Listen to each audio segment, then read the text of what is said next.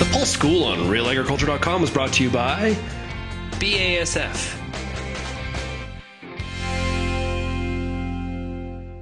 I'm Amber Bell, and this is Real Agriculture, here today for an episode of Pulse School with Robyne Davidson of Lakeland College.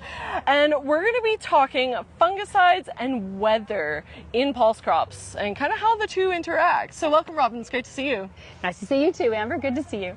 Okay, so fungicides and pulse crops. We are at a stage where we're kind of on that borderline, a little bit, getting a later stage.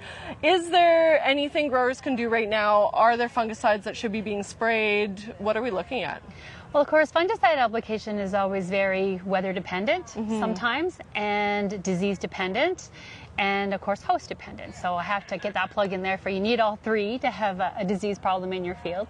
So I would say this year we do have all three potentially. So we have come out of a couple of really drier years where maybe fungicide application was not economic, but I would say this year, kind of based on the weather in central Alberta, and I know some areas of Saskatchewan, they've had some timely rains come through. I would say this might be the year where we should be looking for and maybe planning for a fungicide application, especially in peas. Peas is one of those crops where you will get some disease and you might not necessarily notice, but because it starts at the bottom and kind of works its way up. So with the rains that we've had, with the history of peas on the farm, and the fact that we have the diseases in the air and the potential conditions for it, I would say this might be a year where if you haven't put a fungicide application on, you probably should. Now, I say that in regards to last year where it was very dry and fungicide applications would not have been an economic choice. Doesn't mean that it's ever a bad idea. Sometimes just the inability to absorb the risk of not putting fungicide on, but if you have the time and and the staff and the ability to get out and go through your fields, it really makes fungicide applications really helps make the decision about whether you put fungicides on or not. So scouting is definitely important. I think that sometimes the timing of fungicides too can be something that you need to kind of think about. So if it's been quite dry and you haven't really seen a disease and the plant's starting to come into flower, should I go or should I not? Go out, take a look. If you start to see disease on the bottom working its way up, keep an eye on it, and then a few days later you get a rain. Well, now go look again, and maybe if you can avoid doing two applications, because fungicides are expensive, if you can time your one application is probably the best economically, to make sure you're putting on at kind of the right time so that there's enough disease there and you can protect the plant for as long as possible. Because if we have a window where we can spray kind of like early to late flower, maybe early pod, and then you kind of have to shut the sprayers off. So. Right, and how does that differ between the different pulse crops? So what, does it differ first of all in timing, but then does it differ in application and whether or not there's a good ROI on it? Definitely it does. I would say that I've already spoken about peas. I would say comparing that to anybody that grows lentils, it's a little bit more critical, because if you start to see the disease move into the lentils, and I'm talking about sclerotinia and potentially botrytis moving in, if you're a little bit too late on that application, there's nothing you can do. The lentil canopy just closes up so tight, and so getting an application of fungicide down into the canopy where it really needs to be is very, very difficult. So if you're growing lentils and there's been some wet conditions, I would say you need to go earlier as opposed to later. So really, when you start to see that canopy really close and you put your hand in there and it comes out wet in the middle of a hot day like today, then yeah, an application on lentils would be something that you should definitely do. Faba beans would be kind of maybe the other way. Faba beans are a very open canopy crop. We've done a lot of research over the years as to whether or not a fungicide application on faba beans is actually economic, and I would say that the research showed at the time that we did it, not necessarily.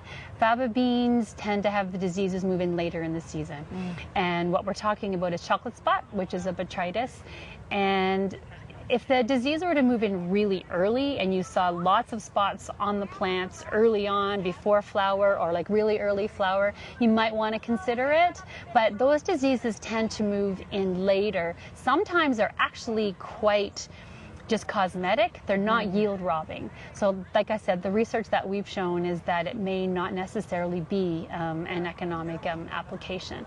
I'm not saying that that would be the situation on every single farm every single year, but because it is quite an open canopy crop, I would really do some scouting and really do the math on whether or not you need to be putting an application on, and then keeping an eye on, you know, how close to harvest are we. Once we start getting into potting, there's no point. There's no point. And sometimes those diseases can help come in and dry down the crop, which is kind of like maybe an unintended benefit. So yeah, it'll definitely depend on the crop and the diseases that you're chasing as to whether or not fungicide application would be economic, for sure. Right, and you've been doing a little bit of research on lupins. Yes. I say a little bit, but it's probably a lot of research on lupins. It's been for a few years, yeah. What will growers possibly one day be looking at for lupins and disease?